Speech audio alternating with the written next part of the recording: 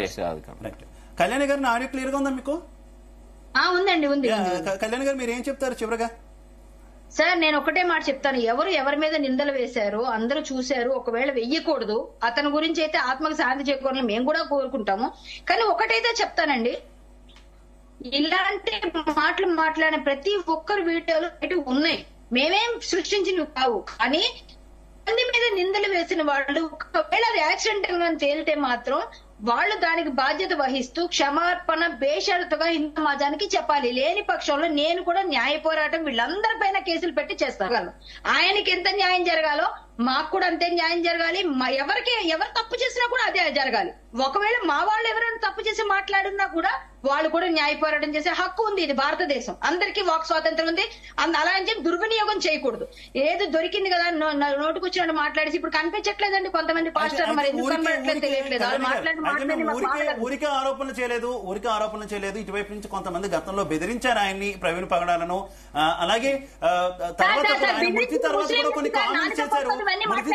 కొన్ని కామెంట్స్ చేశారు. కాబట్టి మాకు కూడా చాలా వార్నింగ్లు వస్తున్నాయి. అలా అయితే అవన్నీ కాదు. నాకు కూడా చాలా మంది మెసేజ్, నేను అలా బెదిరిపడ్డా అంటే కుదరదు సార్. వాళ్ళకి వస్తాను అవి అన్న పోస్టులు వైరల్ అయినాయి చూడండి మీరు.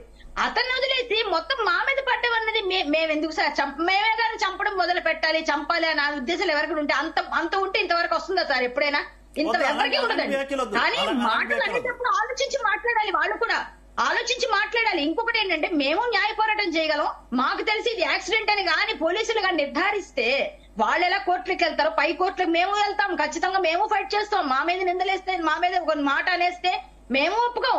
ఎందుకు ఒప్పుకుంటామండి? మేము కూడా మనుషులమే కదా, మాకు ఉంది కదా అవకాశం, రైట్. సో ఎవరూ ఒప్పుకోరు. కానీ ఆయన లోటైతే ఎవరు తెచ్చారు వాళ్ళ ఫ్యామిలీకి. కానీ వాళ్ళ ఫ్యామిలీలో వాళ్ళ వైఫ్ కూడా నా భర్తని చావుకి కారణమయ్యి చంపేసిన వాళ్ళని క్షమిస్తున్నాను అని ఒక మాట అన్నారు. ఆమె కూడా ఎవరు చంపేశారండి? ఎవరు చంపేశారు? క్షమించడం ఏమిటండి? చంపకపోతే, చంపేసి ఉంటే క్షమిస్తారు. చంపకుండానే క్షమించడం ఏంటి సార్? అది ఇంకా తేలలేదు సార్. ఎలా సార్ అన్నారు? సో ఇవన్నీ కూడా మనం ఏంటంటే కొంచెం ఆలోచించి మాట్లాడాలి. చంపేస్తే వాళ్ళని మేము క్షమిస్తున్నాము అని ఎలా డిక్లేర్ చేస్తారు? అసలు మేము చంపితే కదా డిక్లేర్ మీరు క్షమించడానికి. మేము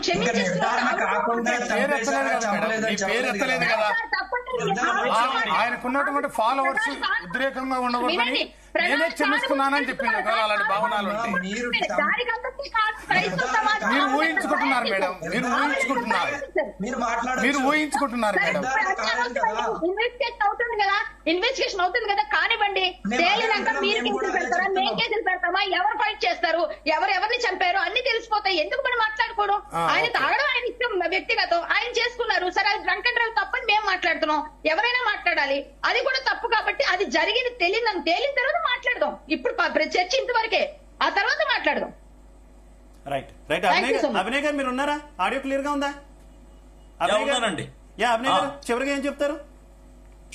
ఒకటే అండి, మాకు న్యాయం జరగాలి. దయచేసి కుటుంబం అంతా, ప్రవీణ్ పగడాల గారి కుటుంబం అంతా ఆవేదనలో ఉంది. రెండు రాష్ట్రాల తెలుగు క్రైస్తవ ప్రజలందరూ కూడా దిగ్భ్రాంతిలో, ఆందోళనలో, నిద్ర కూడా పట్టని పరిస్థితుల్లో, తిండి కూడా తినలేని పరిస్థితుల్లో ఆవేదనలో ఉన్నారు. దయచేసి ఆయన మీద బురద చల్లే ప్రయత్నం చేయొద్దు. ఆయనని క్యారెక్టర్ అసాసినేషన్ ఎవరైతే చేయడానికి ప్రయత్నం చేస్తున్నారో చెయ్యొద్దు. ఆయన తాగటానికే బయటికి రాలేదు. అది ఎవ్వరూ ఏ క్రైస్తవుడు కూడా నమ్మదు. ఒక హోందా, ఒక విలువలు కలిగినటువంటి వ్యక్తి.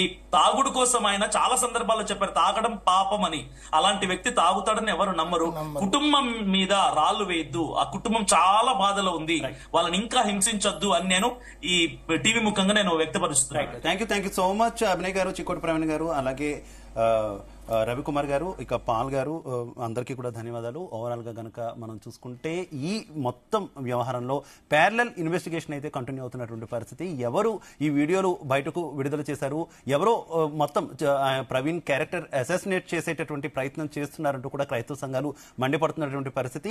మరోవైపు ఇటు హిందూ సంఘాలు కూడా కేవలం మమ్మల్ని టార్గెట్ చేయడం కరెక్ట్ కాదు, పూర్తిగా విచారణ జరిగేంత వరకు కూడా ఈ స్థాయిలో ఆరోపణలు చేయకుండా ఉంటే మంచిదని చెప్తున్నటువంటి పరిస్థితి. చూద్దాం పోలీసులు అంతిమంగా ఏం తెలుస్తారు. పోలీసులు తేల్చిన దాని పట్ల అందరూ కూడా ఆమోదయోగం తెలుపుతారా, లేదంటే తర్వాత క్రైస్తవ సంఘాల నెక్స్ట్ స్టెప్ ఏ రకంగా ఉండబోతుంది అన్న దానికి సంబంధించి ఇది వాటి డిబేట్. నమస్తే. తెలుగు రాష్ట్రాల్లో రాజకీయ సమీకరణ